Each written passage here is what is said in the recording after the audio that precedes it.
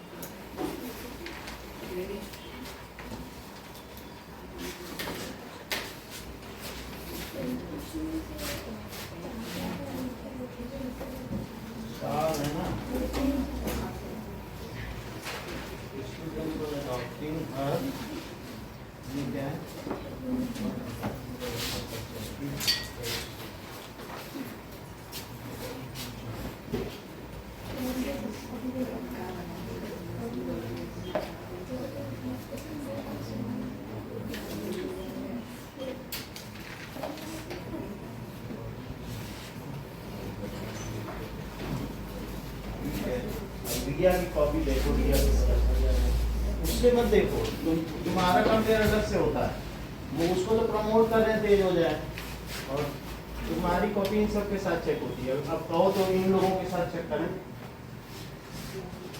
किसी किसी को उठाना होता है और किसी किसी में करेक्शन परफेक्शन भी जरूरी होता है, सबको एक जैसे नंबर नहीं दिए जा सकते। तुम्हारा कौन सा क्वेश्चन है ना, according to Gandhi ji students for adopting western culture, वो नेशनल मूवमेंट का नहीं लिखा ना आपने, वो बहुत जरूरी था, मतलब कुछ ऐसी चीजें थी जो आपने छोड़ दिया होगा ना, इनकी अलग से चेक होती है जो स्टैंडर्ड बच्चों के साथ हैं, वो टॉपर रह चुके हैं।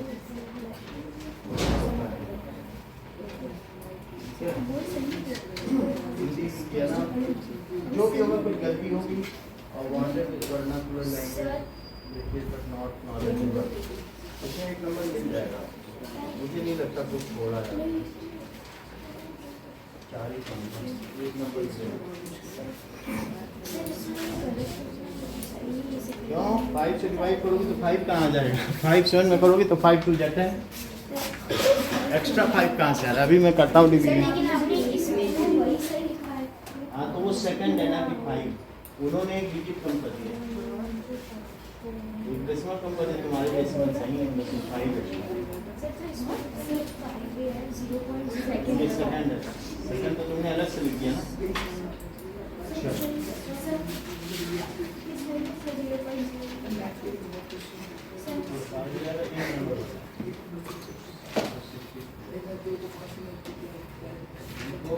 बैंक लानी है,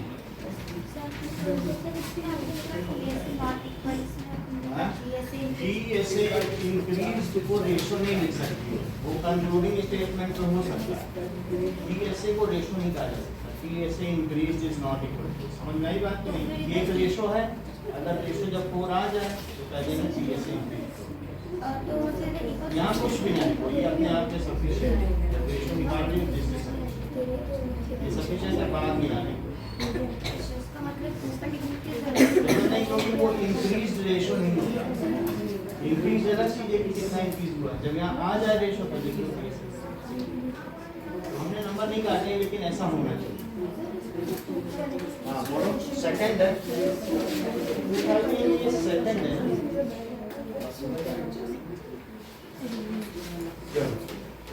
और हाँ बोलो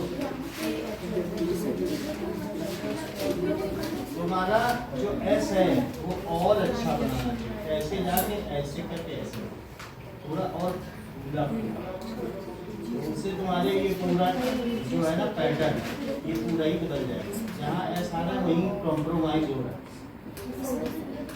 एस की वजह से लाइटिंग का जो लुक है वो गड़बड़ा रहा है। हाँ बोलो कुछ फाइव नहीं आ सकता। 5 से 1 करोगे तो 5 हो जाता है। अब ये खत्म हो गया, कोई 5 पास। अभी मैं 507 में डिवीजन दिखाता हूँ।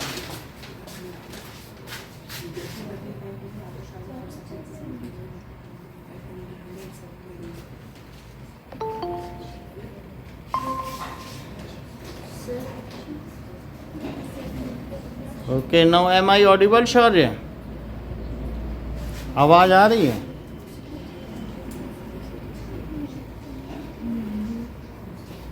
चलो हाँ बोलो।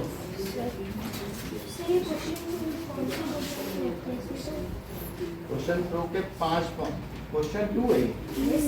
तो रानी लक्ष्मीबाई और तात्या टोपा ने इसके अगेंस्ट में काम किया। वो बहादुर शाह जफर ने जो किया उसका इम्पैक्ट क्या हुआ? एक तो Rani Lakshmibai and Tantya Tope fought against Britishers और दूसरा बिजरीज का proclaim the kingdom of Lucknow, nawab of Lucknow. ठीक है, proclaim to self as nawab. 2 point है उसका इम्पैक्ट लिखना है। बोलो ये वाला अभी बताते हैं। चलो नाउ जैसे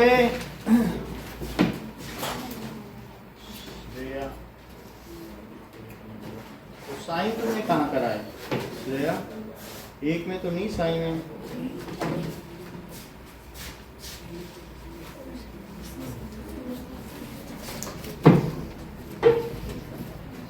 श्रेया का भी बहुत अच्छा नहीं तो इनकी क्या है स्पेलिंग्स मिस्टेक बहुत एलिमिनेट हुई है इस टेस्ट में। इन्होंने बहुत काम किया, साफ पता चलता है पिछले टेस्ट और इसमें।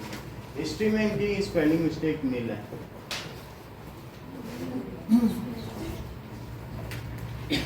नाउ अब देखो पेन, हाँ पेन लो।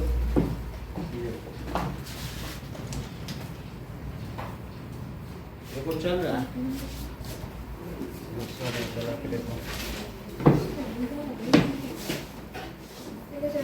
चल रहा है ठीक है। नाउ सी तुम लोग थोड़ा अलग अलग टेस्ट में बैठो नहीं तो दोनों की ग्रोथ नहीं होगी प्रॉपरली। क्योंकि एक जैसा पेपर नहीं होना चाहिए ना, फिर अपना माइंड कब चलाओगे। अभी तो 8th है तो 8th करने में ये भी तुमको इतनी मुश्किल पड़ रही है, जबकि कितना ऐसा कुछ है ही नहीं सिलेबस। अब देखिए कि दिया गया है एक क्यूब है और उसकी साइड डबल कर दी गई है। तो अगर हम डबल कर देंगे तो इसका सरफेस एरिया भी इंक्रीज होगा और साथ में ठीक है। So now PSA of small cube, या आपको रेशो चाहिए ना कितना इंक्रीज हुआ है, तो ऊपर लार्ज भी रख सकते हो। तो स्मॉल भी लिख सकते हो, नहीं तो क्या लिख सकते हो, large cube upon PSA of small cube. तो लार्ज क्यूब की साइड 2A है और ये कितनी है, तो इसको क्या लिखे पलक? नहीं बता दिए, आप बोलो।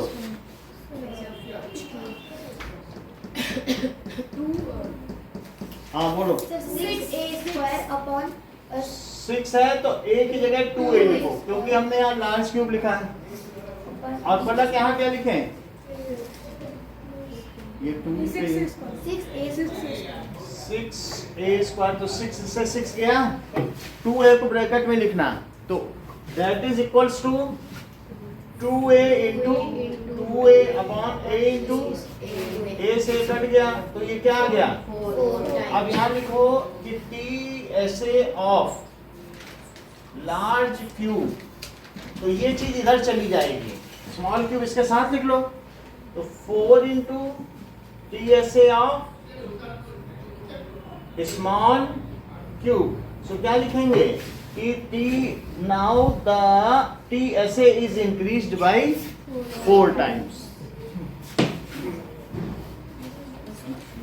Now ऐसा increased by ना लिखो, now new TSA is 4 times of the previous, increased by 3 times ही हुआ।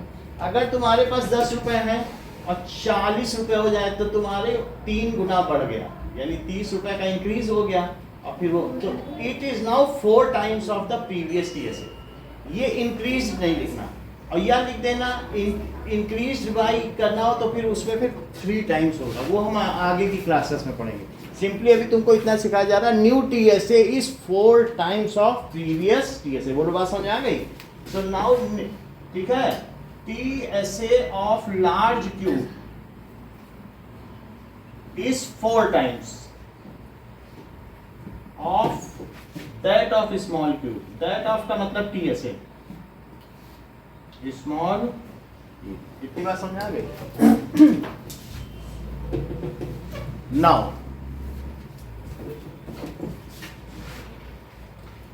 जैसे मैं अगर मानसी के पास 20 रुपए हैं और पलक के पास 10 रुपए हैं तो कहेंगे कि मनी, ठीक है, विद मानसी या in Mansi's pocket is twice than that of Palak. ये क्योंकि बार बार मनी वर्ड नहीं यूज किया जाता है, ये इंग्लिश में कहा जाता है, उसी वर्ड को ये रिपीट नहीं करना है। तो money with Mansi is double than that of.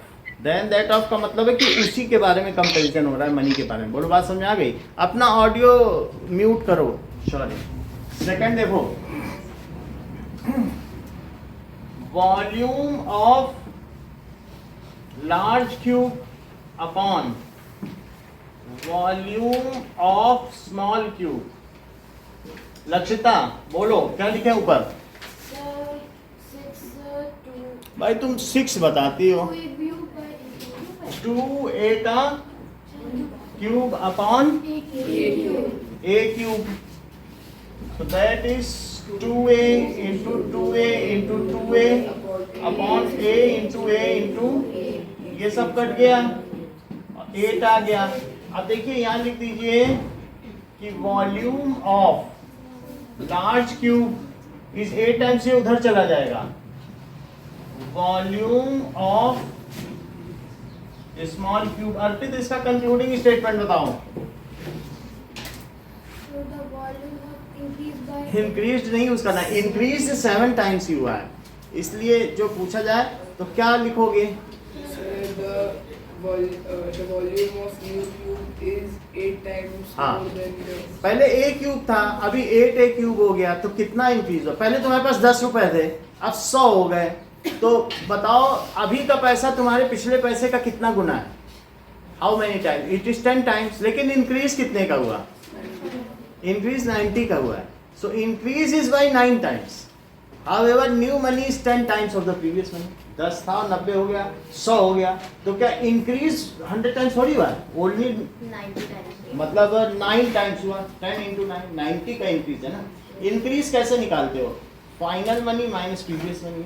तो इंक्रीज वॉल्यूम के लिए क्या करोगे? 8a cube minus a cube, तो इंक्रीज तो 7 टाइम्स हुआ ना। तो इंक्रीज ना लिखे अभी यहाँ क्या लिखे बताओ? Sir, the volume of large cube is 8 times that of small cube. सही। Volume of large cube is 8 times of, और नहीं दैट ना लिखना चाहो तो वॉल्यूम ऑफ स्मॉल क्यूब लिख लो। चलिए हाँ, ये तो तुम्हारा सही है। वॉल्यूम लार्ज क्यूब यहाँ गलत हो गया। टू को तुमने ब्रैकेट में कहाँ लिखा है? और उसको क्या कर सकते हो? ब्रैकेट में मैथ्स में क्या है कि एक अगर आपका सेंटेंस गलत है तो उसके आगे अगर टीचर ने सही कर दिया उसकी नौकरी गई, तुम अपने ही टीचर की नौकरी खा गई।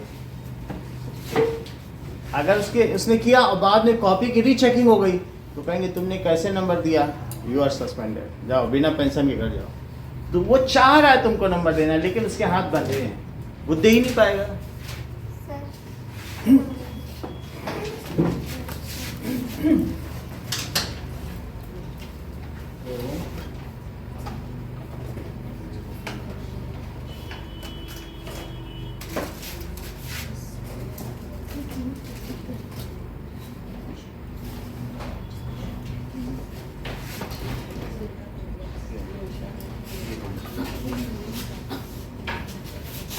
अगला क्वेश्चन देखो,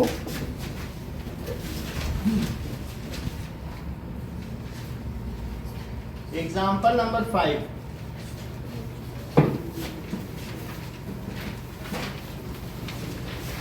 The scale of a map is given 1, 2, that is how many zeros are there? 3 zeros, 7 zeros हैं। तो स्केल किस तरीके का दिया है कि 1:2, 3, 1, 2, 3, 4, 5, 6, 7.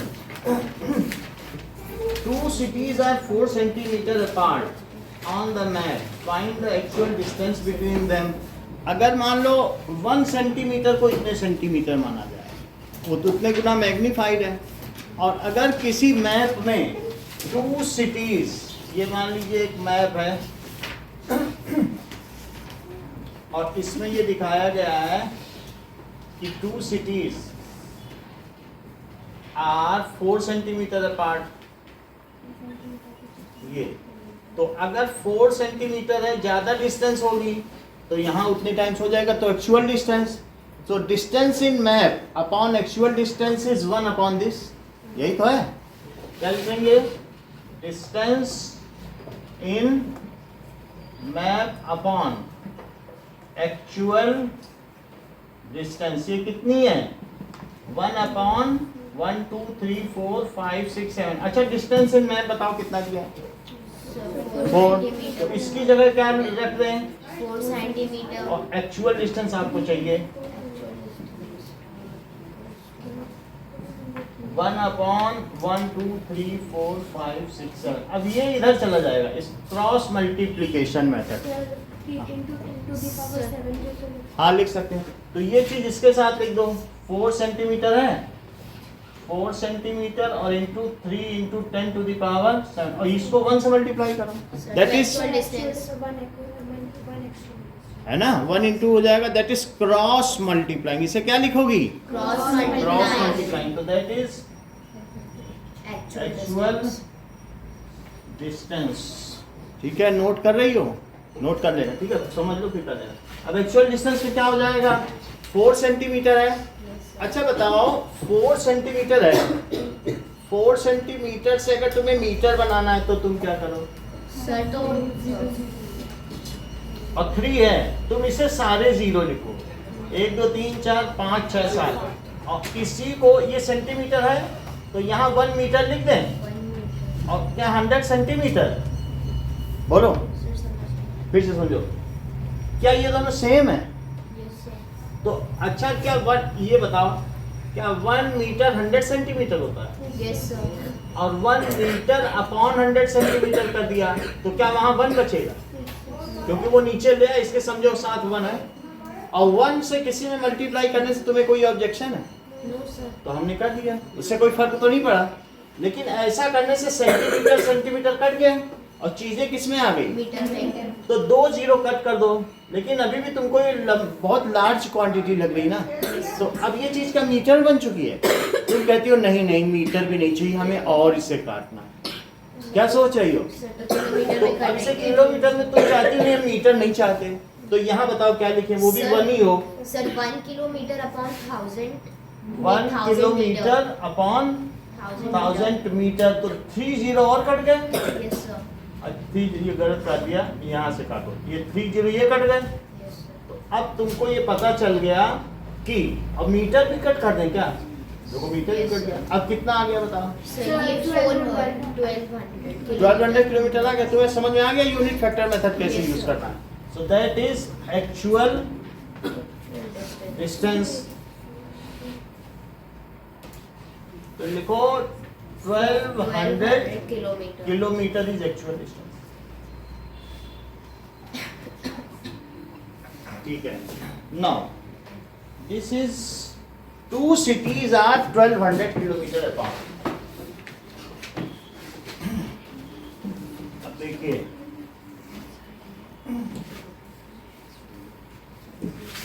two cities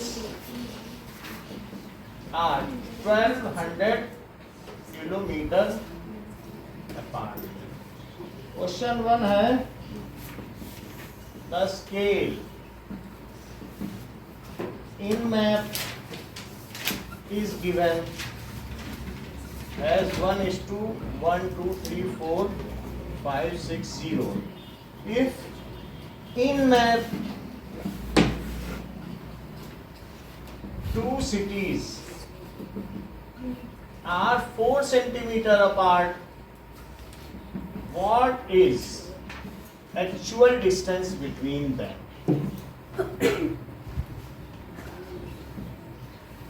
Between them, find in kilometer.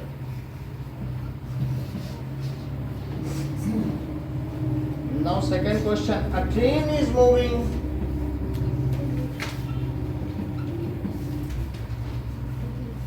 अगर तुम 4.5 नंबर का और तैयार कर लो तो तुमको 140 रुपये मिल जाएंगे। तुम्हारी जहाँ कमी है 9-10 के बच्चे तो खूब पाते हैं। Moving at a uniform speed,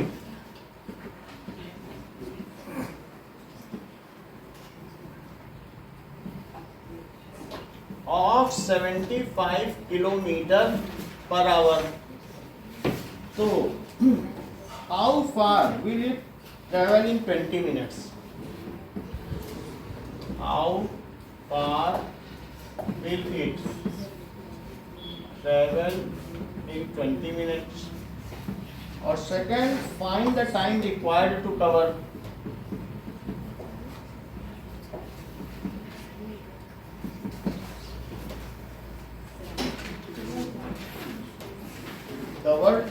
a distance of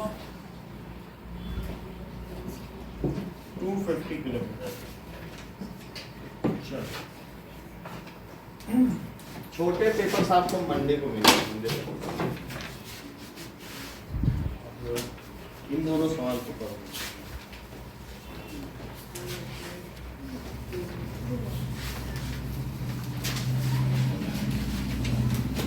पलट की इस बार हिस्ट्री में स्पेलिंग मिस्टेक्स बहुत हैं।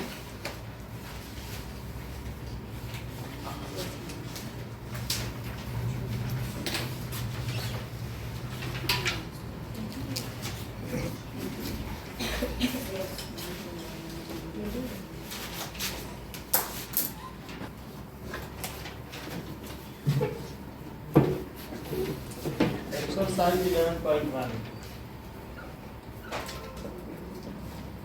फर्स्ट क्वेश्चन में कह रहा है कि डायरेक्ट प्रोपोर्शन चेक करो कि क्या ये सब डायरेक्ट प्रोपोर्शंस में हैं। तो 4 आवर्स अगर आप अपनी गाड़ी खड़ी करते हो तो 60 रुपीज पड़ेगा पार्किंग चार्जेस। कितने टाइम के लिए खड़ी करते हो, ड्यूरेशन इन आवर्स और parking charges in rupees. 4 hours में 60 रुपीज, 8 आवर्स 120, 100 रुपीज और 12 आवर्स तो यूज प्रपोर्शन में नहीं है, ये चेक करना है। तो 24 आवर्स तो 180। इसको x लेट कर लो और इसको y लेट कर लीजिए और टैबुलेट कर लीजिए।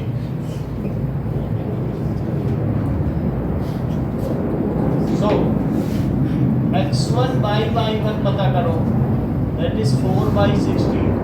4 से कट कर दो 1 by 15। x2 by y2 पता करो 8 by 100। तो 4 से कट हो जाएगा 4 2 और 4 2 8 और 4 5 20, that is 2 by 25। x3 by y3 पता करिए, that is 12 by 140, ये भी 4 से कट होगा। 4 3s are 12, 4 5s are 20, तो 3 by 35 और x4 by x y4 that is 24 hours, पूरा एक दिन के लिए खड़ा कर दो 180, ये 6 से कट हो जाएगा तो 6 4 और 6 3s are 18, फिर 2 से कट होगा 2 by 15, so 2 by 15.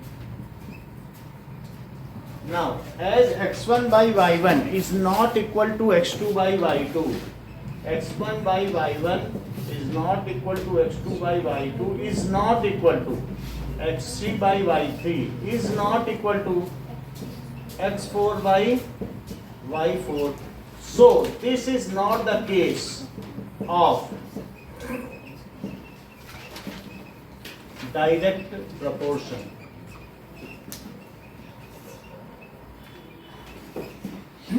इसलिए डायरेक्ट कोई किसी से मिल ही नहीं रहा, चारों में सभी अलग अलग है, तो इसलिए ये डायरेक्ट प्रोपोर्शन का केस नहीं है। ठीक है,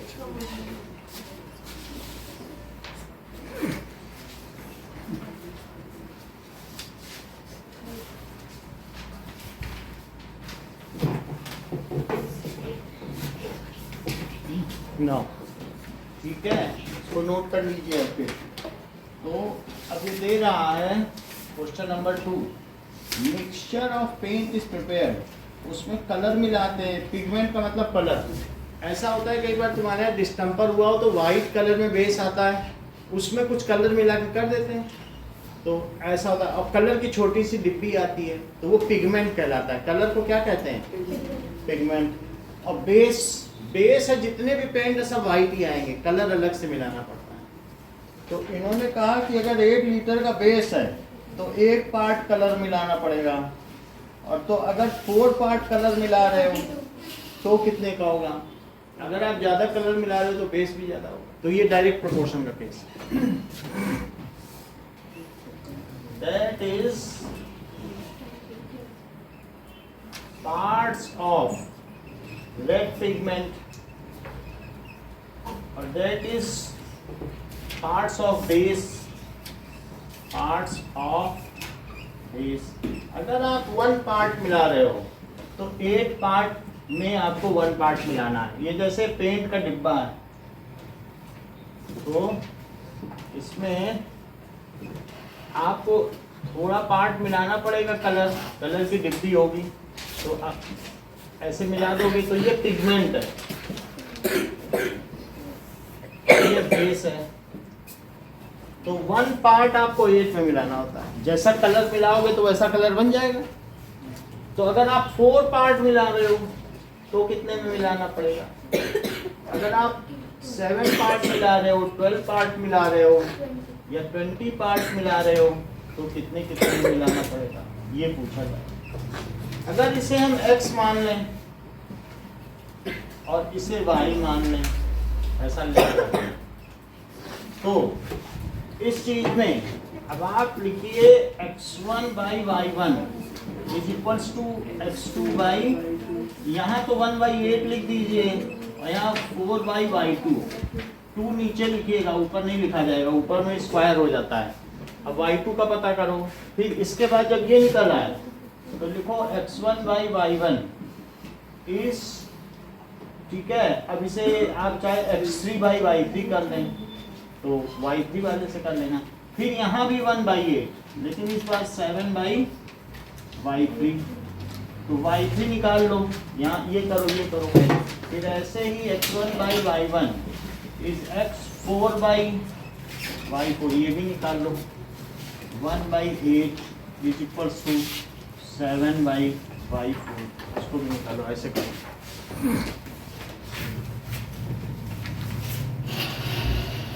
ठीक है, पलक ये बात तुम्हें समझ में आई कि जितने टाइम के लिए तुम पार्किंग करोगे उतनी ज़्यादा तुम्हें पैसे देने पड़ेंगे गाड़ी के, लेकिन जैसे जैसे ज़्यादा टाइम के लिए करोगे वो थोड़ा सा आपको कंपनसेशन देता है। मान लो पूरे दिन के लिए वैसा नहीं लेगा, तो इसलिए मैंने देखा 4 आवर्स के लिए 60, तो x1 by y1 निकालिएगा, x2 by y2 निकाल लिया, x3 बाई y3, लेकिन कोई भी किसी के रेशो में नहीं है। क्या ये चारों इक्वल हैं?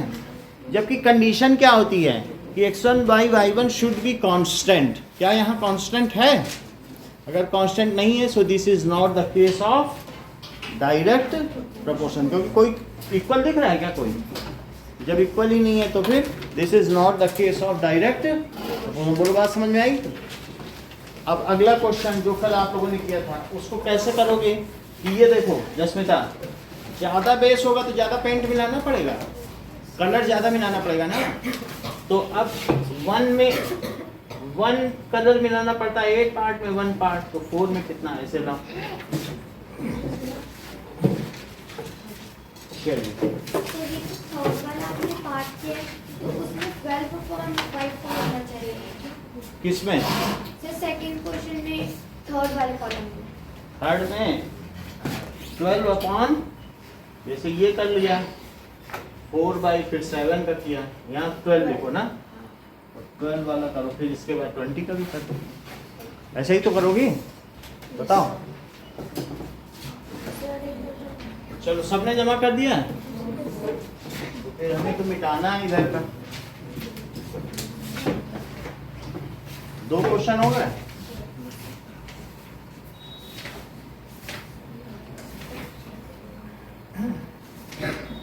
चलिए अब इसी का थर्ड करो। अगर 1 पार्ट में 75 ml बेस लगेगा तो 1800 ml बेस में कितना लगेगा? थर्ड क्वेश्चन क्या कह रहा है? If 1 part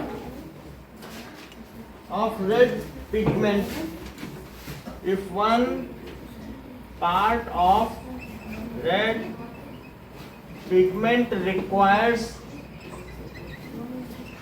75 ml of base, base का मतलब है व्हाइट कलर, बेस कुछ नहीं है, व्हाइट पेंट आता है कि नहीं मिक्सचर, वो सबके घर में होता है, तो उसी में तो कलर मिला जाता है, पानी डाल के मिला दिया जाता है।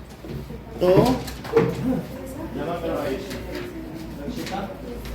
सो ऐसी स्थिति में मान लो तुम्हारे पास 1800 ml बेस है, ये कितने ml लगता है ज्योति? ये कितने ml होगा बताओ? वो तो बता दे, तुम भी बताओ।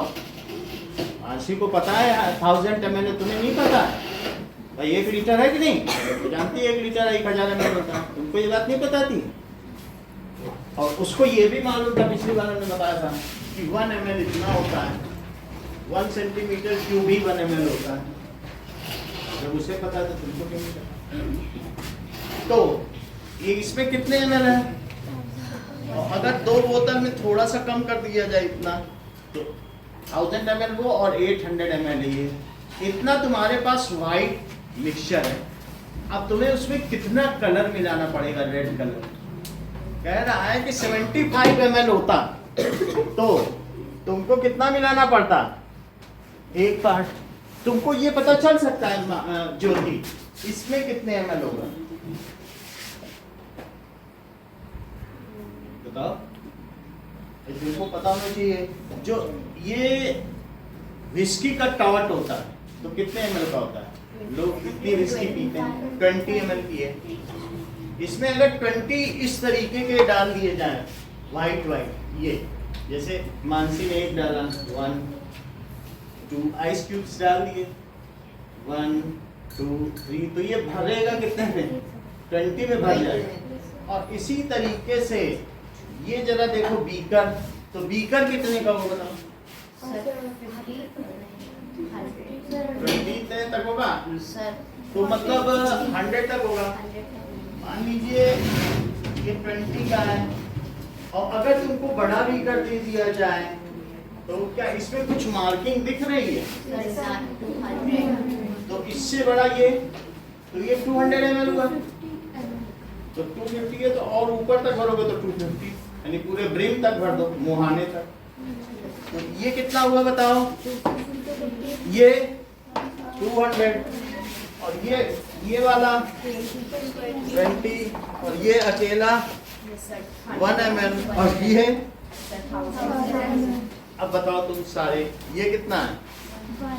1 क्या ये 20 ये 200 सर 100 है सर ये 20 है वो अब 100 देखो ऐसा ये मुझे लग रहा है सही बता रही है। क्या 5 ही में भर जाएगा क्या? डालने से पता चलेगा, हमको नहीं लगता, बल्कि ज़्यादा में भरेगा ना ये इसे 150 ml के करीब सोच रही होगी। हाँ, क्योंकि इसको अनुभव है करने का। 5 डाल देंगे तो भरेगा नहीं ना। ये 200 ठीक बता रहे हो, या 150 होगा। पानी डालने से पता चलेगा कितने गिलास पानी आता है। नहीं, अगर हम इसमें 5 गिलास पानी डाल दें, जैसा कि बता रही कह रही है कि ये नहीं भरेगा सर, 5 में तो नहीं भरेगा। 1 2 3 और 4 5, तो क्या लगता है तुम्हें भर जाएगा कि भर जाएगा? आदित्य तुम बताओ। सर 4 5 में भर जाएगा तो फिर 100 ही हुआ, सही है। अगर 5 में भर जाएगा तो 100 हुआ। तो 1 ml 20 ml 100 ml, ये मानसी ये तुम्हें हर चीज का पता है, ठीक है। तो इतनी बात तुम्हें समझ में आ गई। तो अब उसके पास 1800 ml का बेस है, वाइट बेस, उसमें कितना कलर मिला है। तो अब मुझे क्या करना चाहिए, बेस। सो 1 पार्ट, और आगे क्या कह रहा है बताइए, how much red pigment is required for 1800 ml of base। तो हम इसका कैसे बनाएं कि पार्ट्स, यही चीज लिखो, पार्ट्स ऑफ रेड पिगमेंट और पार्ट्स, या पार्ट्स नहीं लिखा जाएगा, अब वॉल्यूम लिखा जाएगा, क्योंकि वॉल्यूम दे रहा है ना, वॉल्यूम ऑफ बेस आ गया। यहाँ मैंने 1 लिखा तो नीचे क्या लिखूं? सर 8 भाई हमको मालूम नहीं है, पूछा हमने सर आपसे। 75 हाँ, 1 के लिए कितना चाहिए बोलो, 1 पार्ट कितने में मिला जाए? 75 पहले वहाँ पार्ट में दे रहा था, उसने एक्चुअल वॉल्यूम दे दिया। तो 75 ml का मतलब है कि मुझे क्या करना चाहिए, करीब करीब कितना मेरे पास होगा। 75 ml तुम इसमें कितना समझ रही हो बता जरा। सर इतना, हाँ, तो मतलब 75 ml इतना है, ये 100 ml का है, तो इतना जैसे इन्होंने बताया सर 100 ml, तो 75 ml में 1 पार्ट रेड पिगमेंट मिला। चलो, तो ये समझ लो 1 ml 1 पार्ट हो गया, इतना ही मिलेगा, ज़्यादा नहीं मिलेगा। तो अब वो कह रहा है कि हमारे पास ये ml में है और वो किस में है, सर यदि ये 1800 ml हो तो ये कितना चाहिए, जबकि ये x है और ये y है।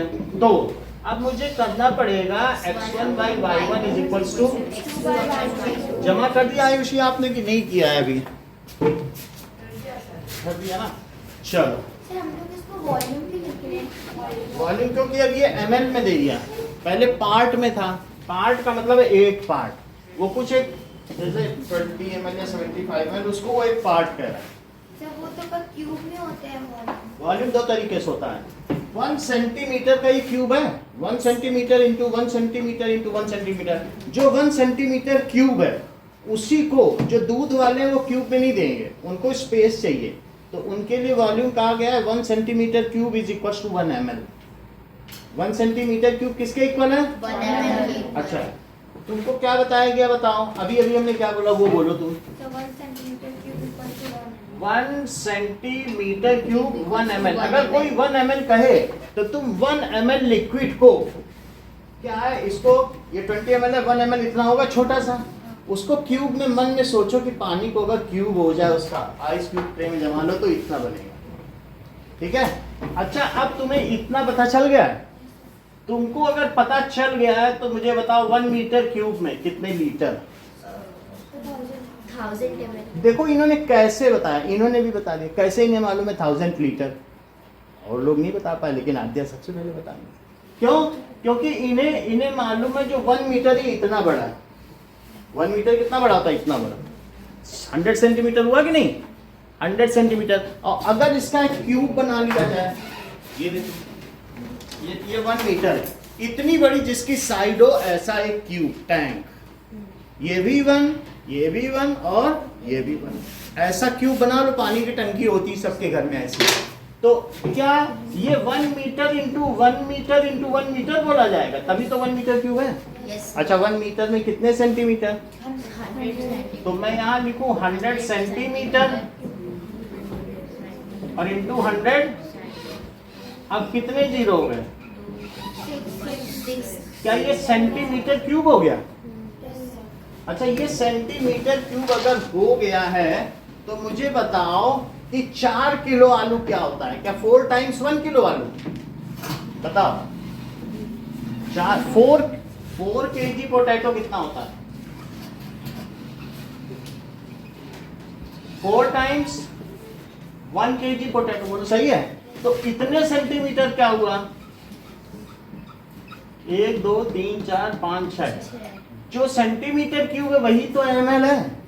या तो आप इंटू 1 सेंटीमीटर क्यूब लिख के फिर ml लिखो, या सीधे भी लिख सकते हो, क्योंकि सेंटीमीटर क्यूब को ही ml मान रहे हैं।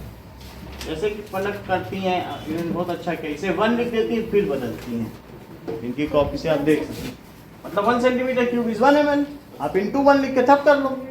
अच्छा अब बताओ कि ml को हम लीटर में कैसे बदलें, divided by या तुम डिवाइडेड बाई 1000 कर दो, या आद्या बताओ यहाँ क्या लिखें। sir is a 1 liter हाँ upon 1000 milliliter. सही है, तो मिलीलीटर से मिलीलीटर कटा, Yes sir. 30 से 30 कटा, 1000 लीटर। ये इतना सारा काम इन्होंने मन में कर लिया। जैसे ही मैंने 1 मीटर क्यूब बोला, इन्होंने तुरंत बोल दिया सर ये तो 1000 लीटर होगा, तो 1 मीटर क्यूब।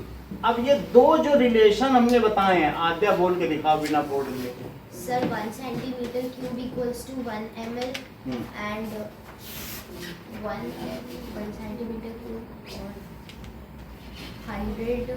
अगला बोलो, 1 liter cube is equal to 1000 liter. और दूसरा 1 centimeter cube is equal to 1 ml. सही।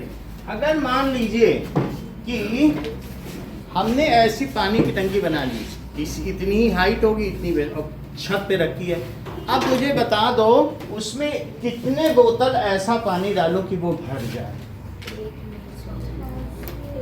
बोलो 1000 बोतल, क्योंकि ये 1 लीटर है, तो तुमको मालूम है कि वो 1000 लीटर ऐसा होगा, तो क्या होगा बताओ, 1 मीटर क्यूब की टंकी में ऐसी 1000 बोतल पानी डालो तो भर जाएगी। समझ आया। अगर जिस बकेट से तुम नहाती हो वो 20 लीटर की बकेट है, तो मुझे ऐसी कितनी बकेट पानी डालनी होगी कि वो टंकी भर जाए, बताओ। 5 बकेट में कितना पानी आया, 100 लीटर। 5 बकेट में 100 लीटर, तो 1000 लीटर के लिए कितना चाहिए, एक जीरो 50 बकेट, क्योंकि 5 बकेट में इतना, तो आप समझ गए कि नहीं। तो 50 बकेट में 5 बकेट में 100 लीटर, तो 50 बकेट में 1000 लीटर, तो उसमें 50 बाल्टी पानी डाल दो, या तुम्हारे घर के ऊपर की टंकी है, या ऐसी 1000 लीटर। बोलो बात समझ में आ गई कि नहीं। तो अब आप मुझे दोनों रिलेशन बोल के दिखाइए।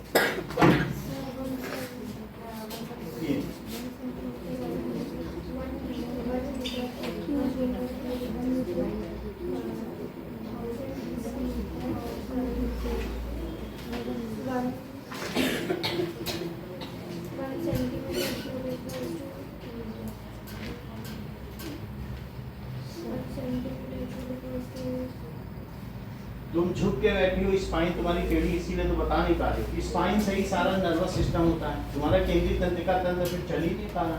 रिस्पॉन्स टाइम इतना थोड़ी लगता है, ये तो डम्ब से डम्ब बच्चे का भी इतना कमजोर नहीं होता। बोलो सर स्पाइन गड़बड़ कर रही है, यही कल्प्रिट है।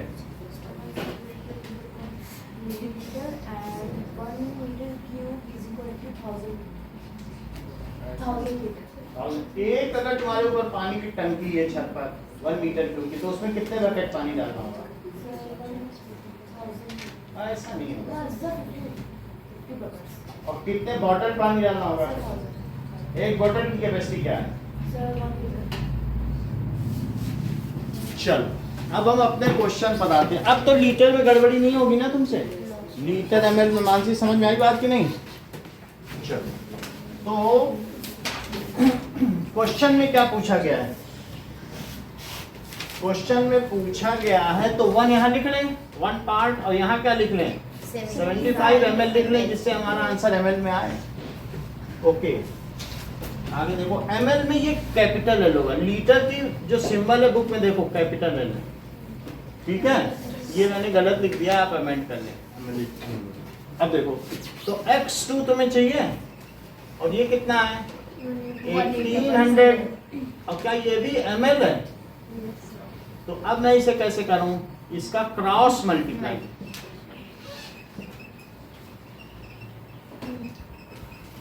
तो इधर तो कितना आ गया 1800, क्रॉस मल्टीप्लाई ना करो, इसको बस इधर ले जाओ और इसको नीचे ही लेने तो वहां x2 तो हमें मिल ही जाएगा।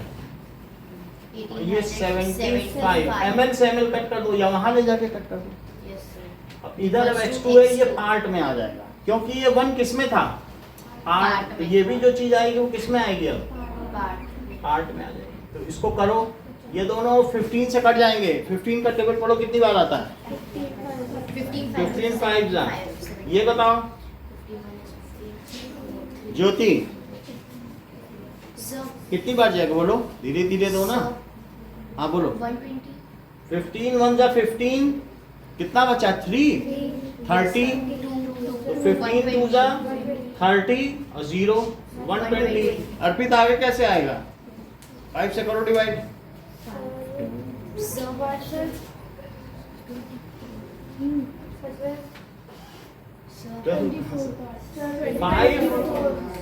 फाइव 2 जा 10 और 5 4 जा 24, तो x2 आ गया 5 4 जा 20, तो 24 पार्ट्स। अब इसको कंक्लूड कैसे करोगे बताओ अच्छे। हाँ मयंक बोलो। Sir, 1800 ml of pigment is required for of pigment नहीं है वो, तो वो बेस है, रिक्वायर्स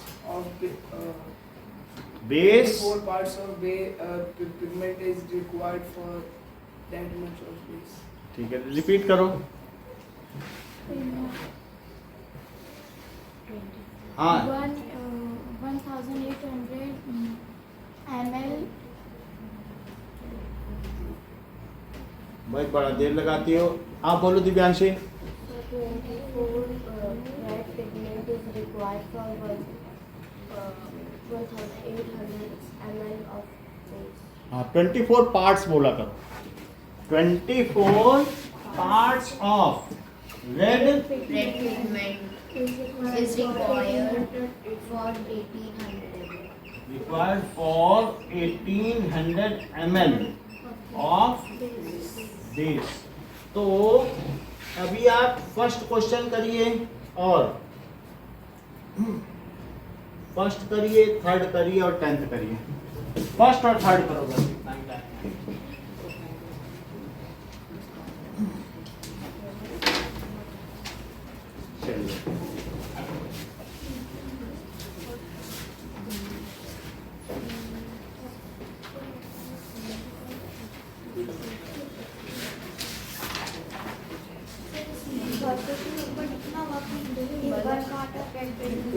इतना ही टाइम है। चलिए this is a case of direct proportion.